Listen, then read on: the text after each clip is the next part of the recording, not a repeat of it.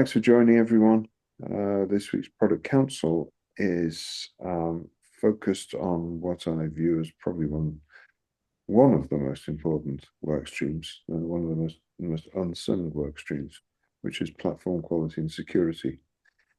Sam leads it, and he's going to talk through the activities of this work stream during this PI and what else is planned for the rest of the PI, which isn't very long now.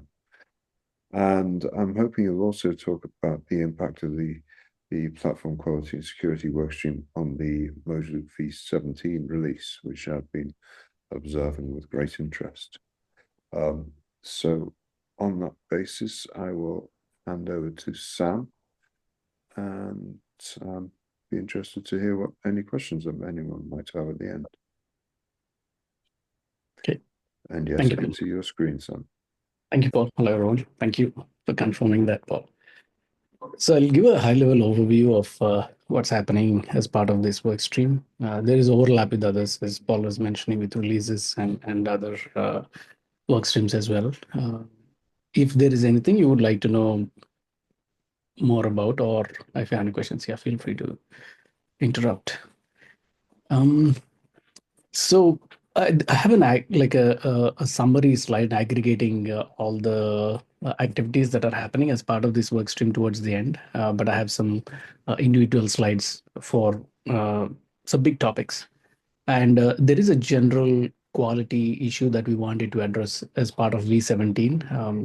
Until like V16 release, the Mojaloop V16 release is quite a good one, a stable release. It's kept us in good shape for a good amount of time, and I'm quite pleased with how it worked out so far. But between 16 and 17, we had some tremendous amount of work done, FX, some new features um, implemented, and for the first time, the Mojaloop API version itself is being changed to the major version. So far we had 1.0 of FSPOP API and then 1.1, which has been the standard version so far. And with V17, we'll have support for Mojaloop version 2, which introduces the FX and ISO support, a lot of performance improvements. Merchant payments will be included here as well, and related updates. So as part of this, we wanted to take while the other teams, the dedicated work streams are doing the feature work, we wanted to work on the more non-glamorous behind the scenes work. So before even going into the updates, I wanted to thank the team, especially those who are working on it voluntarily as well. We have a couple of community members who are working there and some core team members working on this as well. Uh, we have Devarsh and Shuchita who've been part of a mentoring program a while ago, but they've been continuing and contributing to this work stream. And then we have other members, Juan, Korea, and Walter and Shashi, part of this work stream as well. For every repository, we wanted to take a look at the licensing issues, ensuring that they're homogeneous using the Mojaloop standard license. The issue was that initially, when it started, as most of you know, it had the bill and mail negates license, so that needed fixing. The initial commits and the files that were not touched for a long time had that. So we need to update the source headers as well. And then refreshing the code owners list to ensure they're up to date. Dependable alerts can seem like a small issue, but it's quite a significant issue because GitHub itself offers this feature where it gives notifications of known vulnerabilities and alerts. And they keep coming up all the time. They keep piling up as well if we don't fix them. But with this release, I think I covered in our last update as well, but it needs emphasis that we've taken this baseline to fix all medium and higher vulnerability. So that will include medium, high, and critical. And for all the repositories that we are publishing, these are now resolved. Of course, we still have time between now and when the release actually happens. So we now have a release candidate, or what we call technically a dev release, which we are iterating over. In that, as far as we know, to the last update, we've fixed all the different what alerts. The primary branches have protection rules, license headers are fixed. And we're also addressing any pending PRs and open issues as well. So all this is happening while the feature teams are doing the more functional work, the non-functional work required to keep this quality and keep good quality and harden the releases is happening. And so far, we were able to merge all these changes into main branches, and these are also being tested as part of the dev release into Mojaloop V17. The testing here is more to ensure that all those security alerts are fixed and that they're not causing any regressions because there are no functional changes with this. So we have a series of repos, about 50 to 60 repositories where all these changes need to happen. And there's also a sequence that our team members follow. So one is preparing a document where we list out initially the independent libraries that Mojaloop uses, and then other libraries that use those libraries, and then core services which use a combination of those. And that will make its way into the documentation soon as well, so that will help us in future for node upgrades and other maintenance tasks. Another goal for this PI was to for self certification. So we are not actually reaching out to OpenSSF, but we wanted to take a look at how we look like against an OpenSSF certification. So OpenSSF has a list of items or criteria which it uses to certify a platform as a passing or silver gold badges. So we can apply to them, and there is a process that we can go through. But even before doing that, we first wanted to check ourselves where we are with that. So one took this up as well, and we have separate issues for each of the aspect. And we did a pass around that. So each of that has a big description saying this project should support community input, or someone should be able to report a security vulnerability, and there should be a process, there should be an alias, there should be a triage mechanism. Responses should happen within a prescribed time frame, let's say like a week. And then there should be a documentation page or a home page that lists out the major features, how to log issues, how to contribute, those kind of things. So each has its own question, and we need to provide a link to that where Mojaloop provides answers for those questions. So we have a story created on Mojaloop with all the answers so that we can just submit that if required in future. But it is looking good so far. There are about 5 aspects like community contribution, security, documentation, those kind of things, and we are going through that list. It's a work in progress, but as part of that, we got a chance to look at Mojaloop's basic documentation and features as well, address any gaps. Mostly the issues we've encountered so far is some of the links are broken or pointing out to outdated docs, and we were able to fix those. But otherwise, it's looking good so far. This is one of the goals we want to accomplish, or task we want to finish by the end of this PI as well. And then there was a DA issue that some DA members earlier presented about provenance of Helm charts. So essentially, and ensuring end-to-end security of Mojaloop artifacts, starting with Mojaloop Helm charts. So this involves signing of Helm charts during the publishing step, and then providing a mechanism to validate that, verify that signature when those artifacts are downloaded and are to be used for installation. So we have scripts for this. One of our community contributors, Shrishta, worked on this, and we have everything we need. It's just that we haven't included that in our CI script yet. So while the Mojaloop V17 release is happening with one of our dev release updates, like as we are working on the release candidate, we make incremental changes sometimes to get a newer version, to include a new bug fix, new minor change, those kind of things. And as part of that, we are planning to test it, but it's been tested uh, with uh, with other repos like test repositories. It's been tested with both dev releases and standard releases, and it looks good so far. It can be validated during installation time or standalone as well. So we've tested that as well. With V17, it's likely that we'll be including that in our pipelines as well. So essentially, Mojaloop charts will be signed, and using a command line, a flag or parameter, anyone should be able to validate that as well during installation time. So we need to see what changes are required to downstream implementers like IAC, for example, or other tools. But this is doable. We just need to test it out a bit.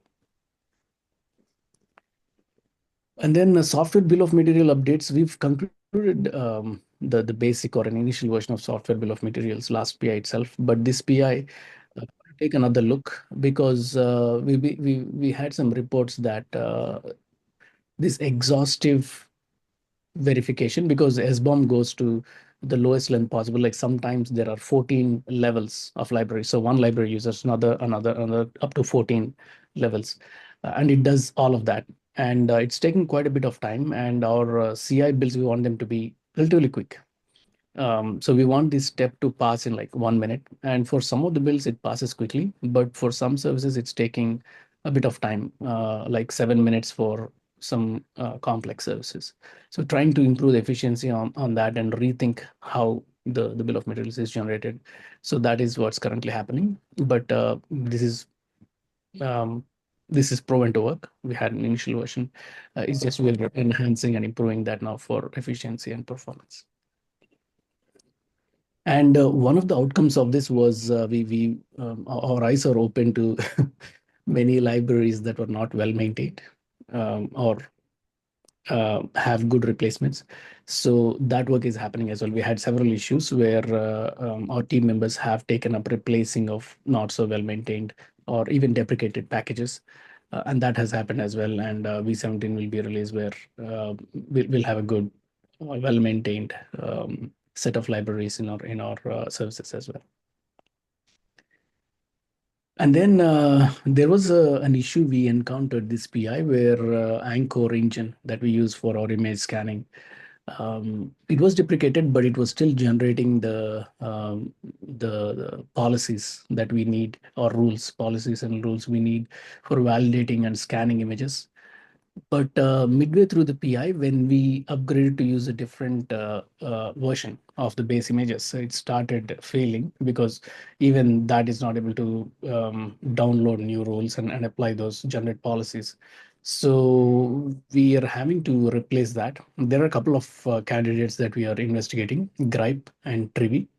So this is an activity in progress, and we are testing it out in some of the services.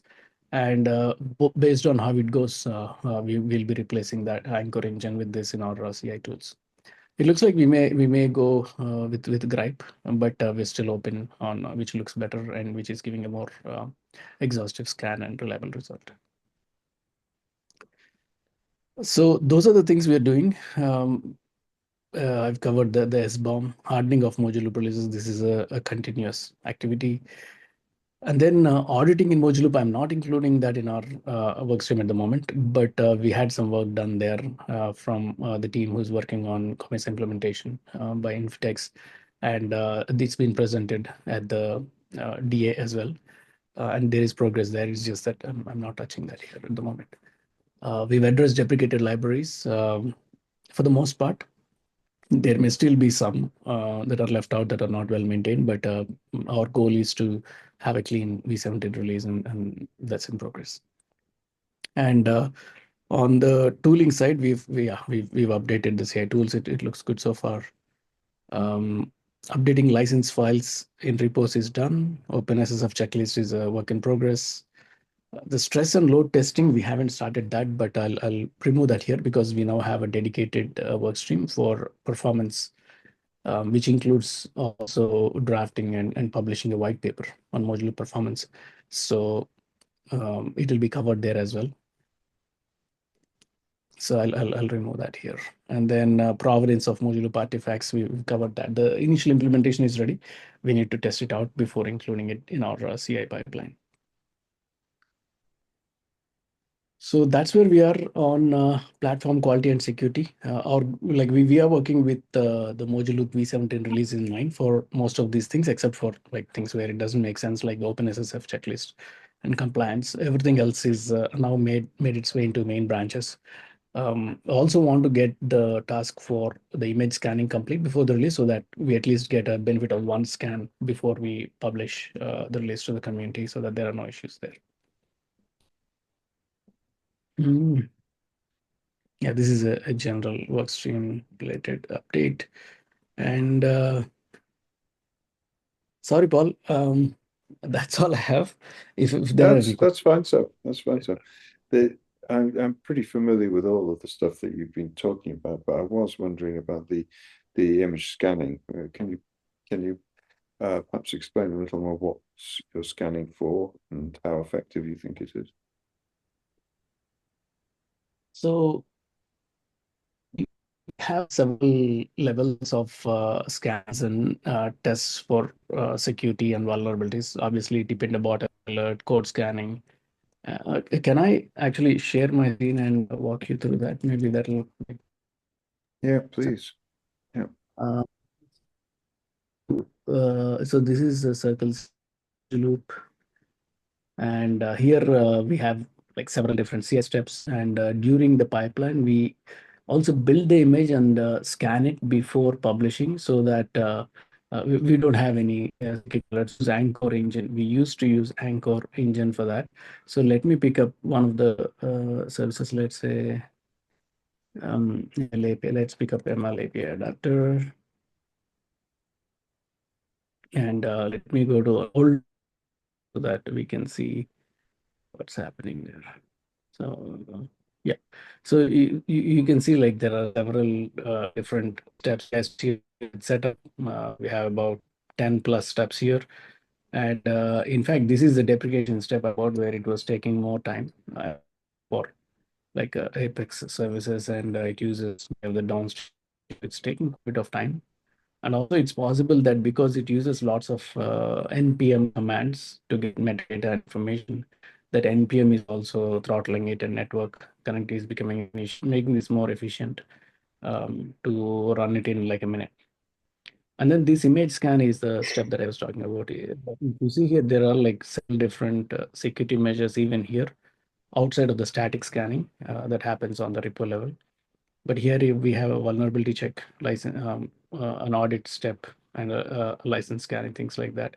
So this image scan uses a baseline Linux image, and then it builds the image for this particular service, and then checks to ensure that there are no issues.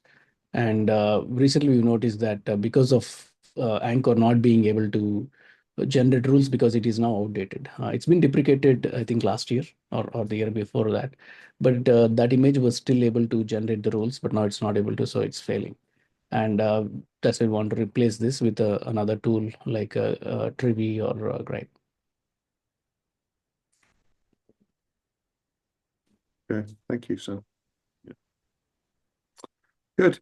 Um, No problem. I don't have any questions because I've been talking to you a lot about this. So, Yeah, thanks does for anyone else? because we've talked about others Yeah. a bit more, but this is something we were doing, but I haven't updated previously. So good Yeah. catch. Yeah. Okay. Thank you. Thanks very much, sir.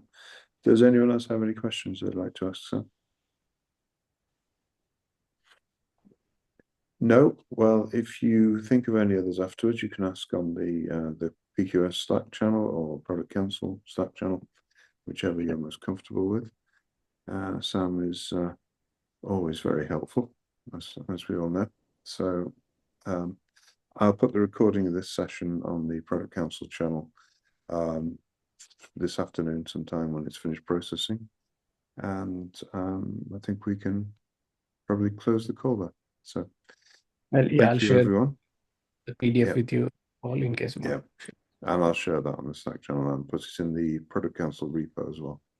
And the slides will have the Slack channel details and our meeting Yep, details as well, weekly meeting. So yep. thank you. Cool. Thank you, Sam. And thank you, everyone. And see you again soon.